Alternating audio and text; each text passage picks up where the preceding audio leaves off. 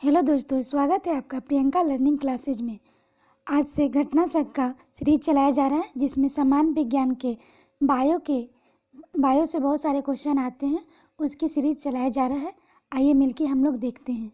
इस पुस्तक की विशेषता है कि इसमें पहले नोट्स दिया हुआ है, फिर जितने सारे क्वेश्चन एग्जाम में आ चुके हैं उसको दिया गया है, ताकि हम लोग का एक रिवीजन हो जाए कैसा आयोग द्वारा क्वेश्चन पूछा जाता है। चलिए हम लोग देखते हैं सामान्य विज्ञान के बायो सेक्शन को। पहला है आज का टॉपिक जीव विज्ञान की उपशाखाएं। चलिए इसके बारे में हम लोग देखते हैं। सामान्यतः विज्ञान शब्द सुव्यवस्थित एवं क्रमबद्ध ज्ञान या अनुभव के लिए प्रयुक्त होता है। इसे मुख्यतः दो भागों में प्राकृतिक विज्ञान तथा सामाजिक विज्ञान में विभाजित किया जा सकता है।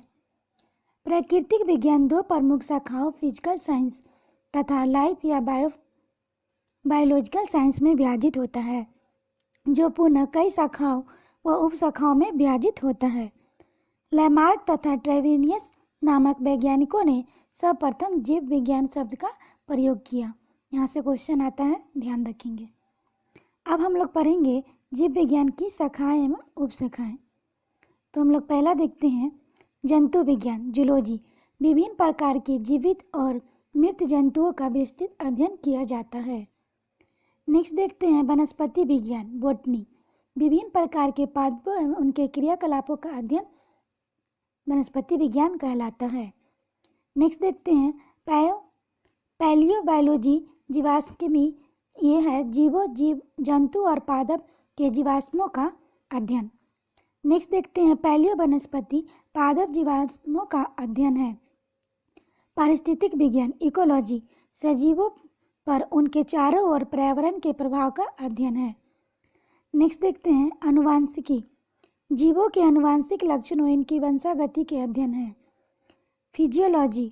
शरीर के विभिन्न भागों के कार्य तथा कार्य विधियों का अध्ययन। नेक्स्ट हम लोग देखते हैं पेडोलॉजी। मृदा निर्माण, मृदा के प्रकार इत्यादि का अध्ययन। नेक्स्ट है जेरेंथोलॉजी। मनुष्य में वृद्धावस्था एवं काल प्रभावन के मनुष्य में वृद्धावस्था तथा काल प्रभावन के सामाजिक, संज्ञानात्मक, मनोवैज्ञानिक तथा जैविक पहलुओं का अध्ययन जेरेंथोलॉजी कहलाता है। नेक्स्ट हम लोग देखते हैं इथियोलॉजी। इथियोलॉजी है मानव सहित सभी जंतुओं के व्यवहार का अध्ययन। नेक्स्ट देखते हैं बायोनिक्स। जैविक जगत में गुणों, सिद्धांतों के प्रयोग द्वारा आधुनिक उपकरणों व अभियांत्रिकी तंत्र का निर्माण करना।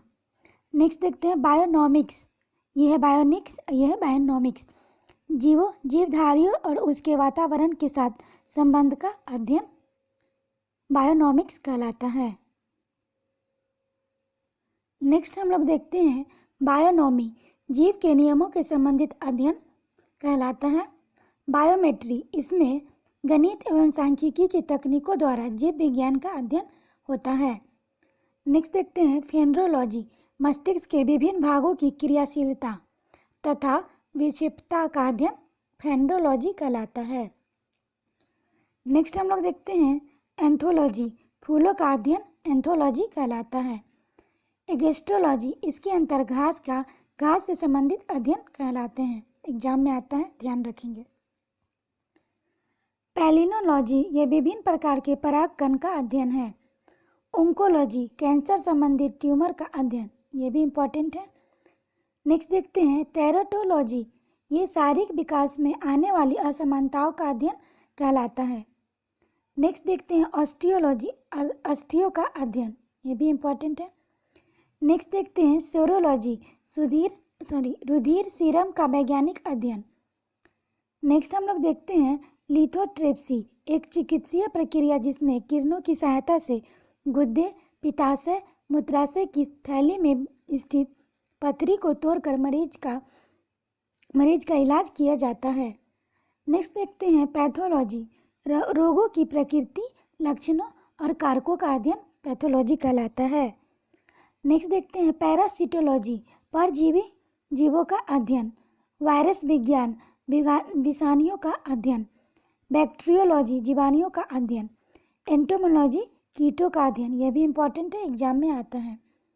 नेक्स्ट हम लोग देखते हैं मैंकोलॉजी, ये मोलस्का और इसके खोलों का अध्ययन है। अब नेक्स्ट देखते हैं इक्थियोलॉजी, मत्स्य की संरचना, कायिक इत्यादि का अध्ययन।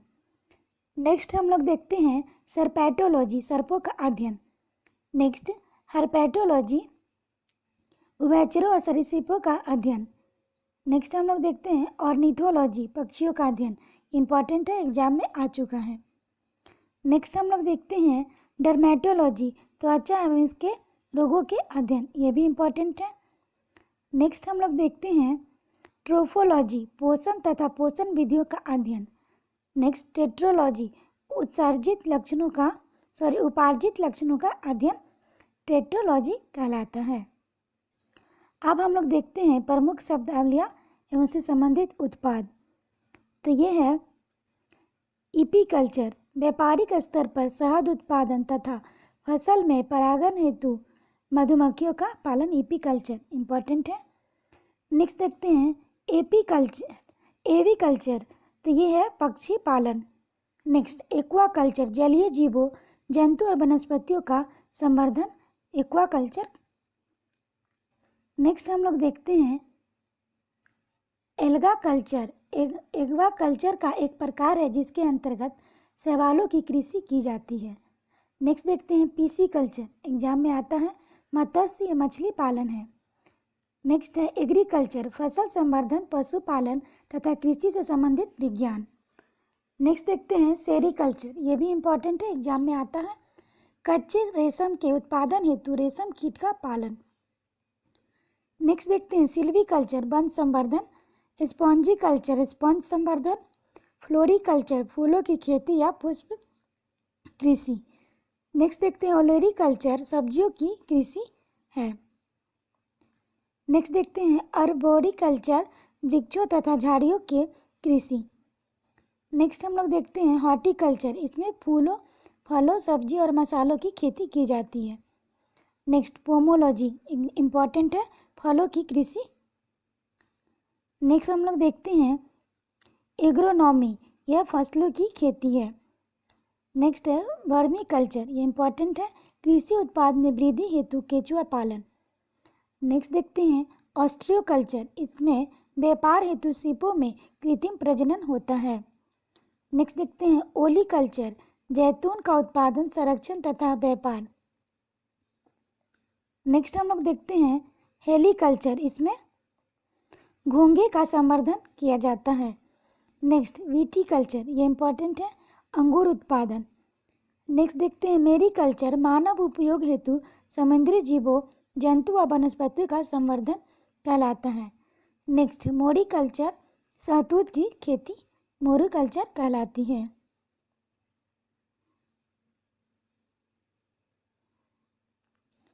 नेक्स्ट हम लोग देखते हैं सिटीकल्चर, खट्टे फलों व फल उत्पादों का संवर्धन है। नेक्स्ट देखते हैं हाइड्रोपोनिक्स या एरोपोनिक्स या एरोकल्चर, यह मृदाविहीन पादप संवर्धन है। नेक्स्ट हम लोग देखते हैं वेजिकल्चर, सब्जियों एवं पौधे की कृषि, मुख्यतः जड़ वाले फसलों की कृषि जिसमें कायिक प्रबंधन होता है। नेक्स्ट हम लोग अब इसके क्वेश्चन को देख लेते हैं। तो पहला क्वेश्चन है जंतु विज्ञान के अध्ययन क्या कहलाता है? तो जीवित व मृत जानवरों दोनों का।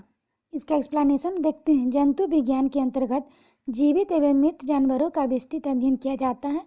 जंतु विज्ञान जीव विज्ञान की एक प्रमुख शाखा है जिसके जनक फादर अरस्तु माने जाते हैं।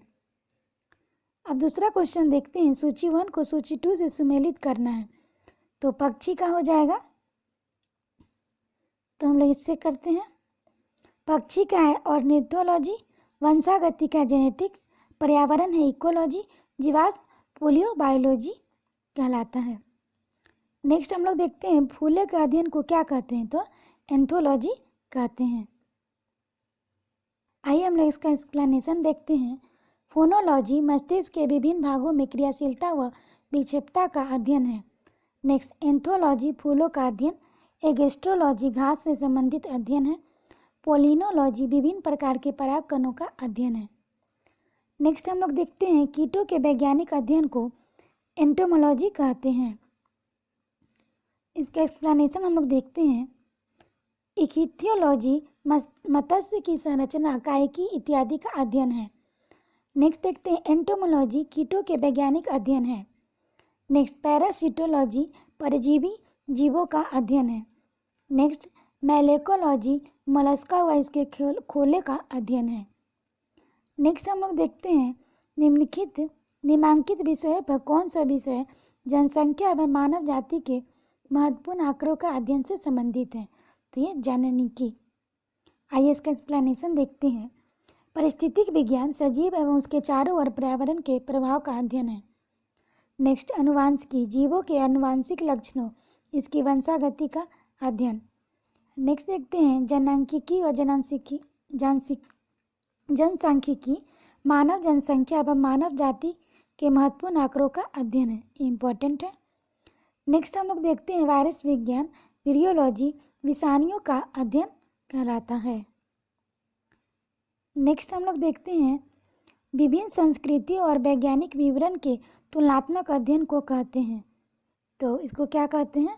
इसको इक्थनोलॉजी कहते हैं। अब हम इसका एक्सप्लेनेशन देखते हैं।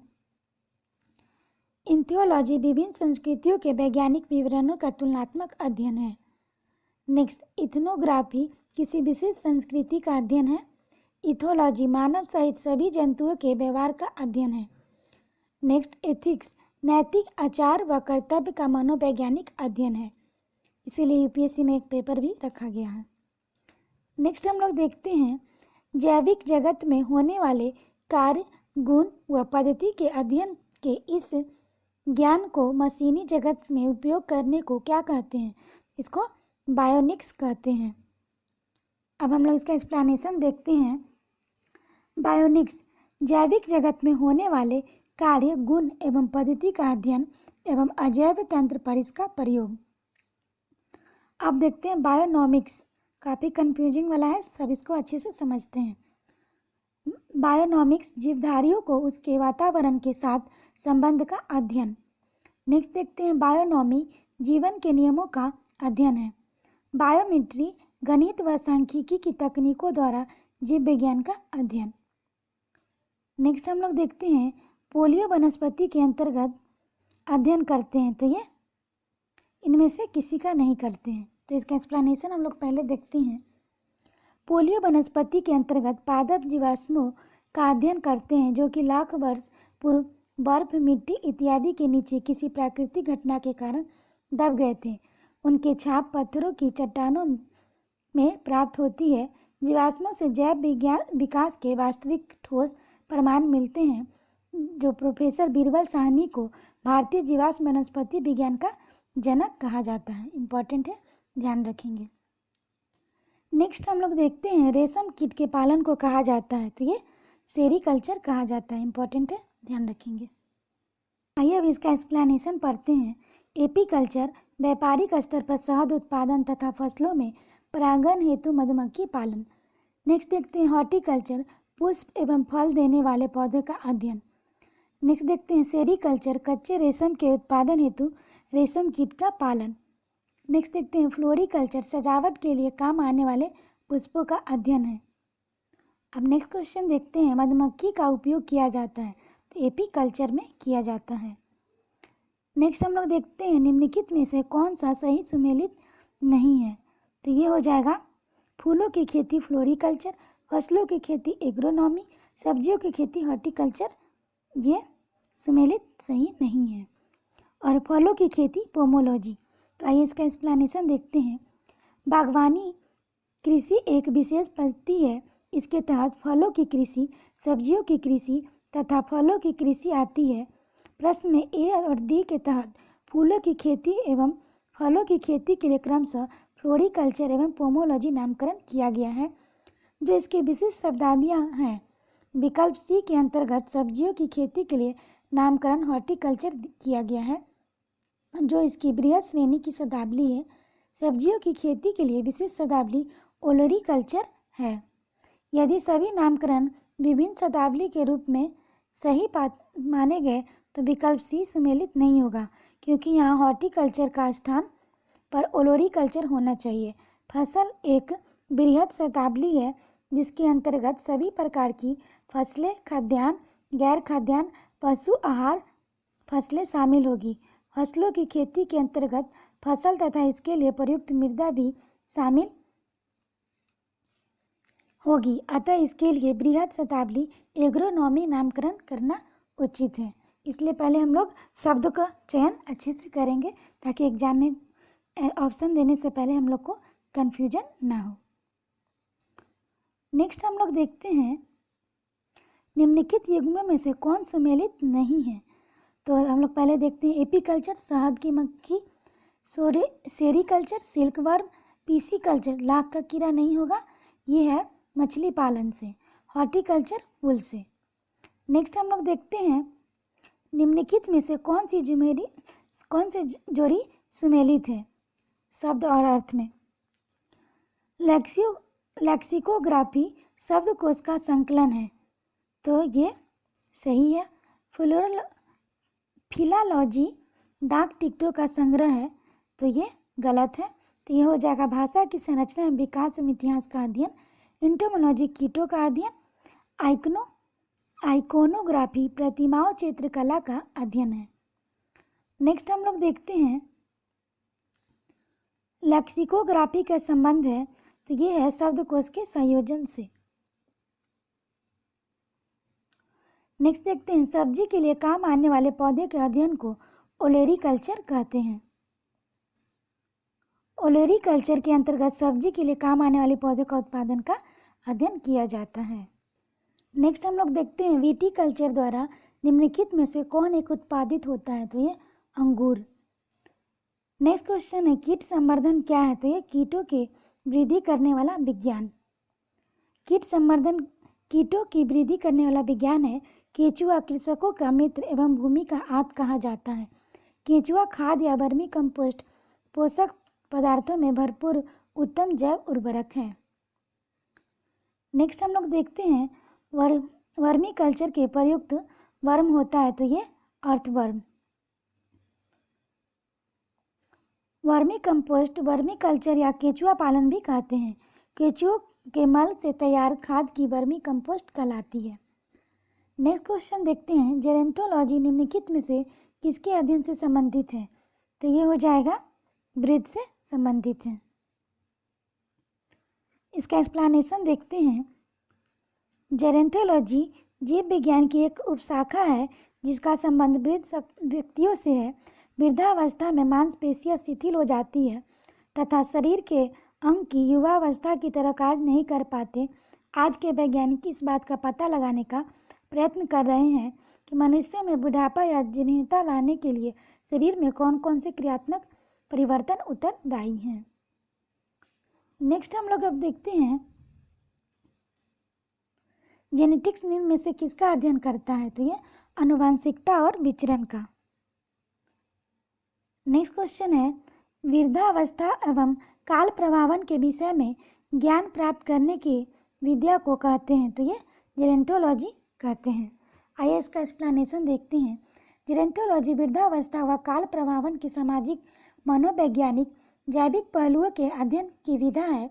ओंकोलॉजी चिकित्सा विज्ञान की वह शाखा है जिसके अंतर्गत कैंसर से संबंधित ट्यूमर का अध्ययन किया जाता है। टेट्रोलॉजी शारीरिक विकास में आने वाली असमानताओं का अध्ययन है। नेक्स्ट है ऑर्निथोलॉजी। ऑर्निथोलॉजी जंतु विज्ञान की वह शाखा जिसके तहत पक्षियों का अध्ययन किया जाता है, ध्यान रखेंगे। नेक्स्ट हम लोग देखते हैं जीन वृद्ध होने की प्रक्रिया अध्ययन को कहते हैं, तो जेरेंटोलॉजी कहते हैं। नेक्स्ट क्वेश्चन है पेडोलॉजी निम्न वैज्ञानिक अध्ययन से संबंधित है, तो यह मिट्टी से संबंधित है। इसका एक्सप्लेनेशन हम लोग देखते हैं। पेडोलॉजी के अंतर्गत मृदा निर्माण, मृदा के प्रकार इत्यादि का अध्ययन करते हैं। मृदा एक भौतिक घटक है जिससे हरे पौधे कच्चे पदार्थ के रूप में जल एवं खनिज लवण प्राप्त करते हैं। मिट्टी भौतिक चट्टान के अपक्षय से निर्मित होती है।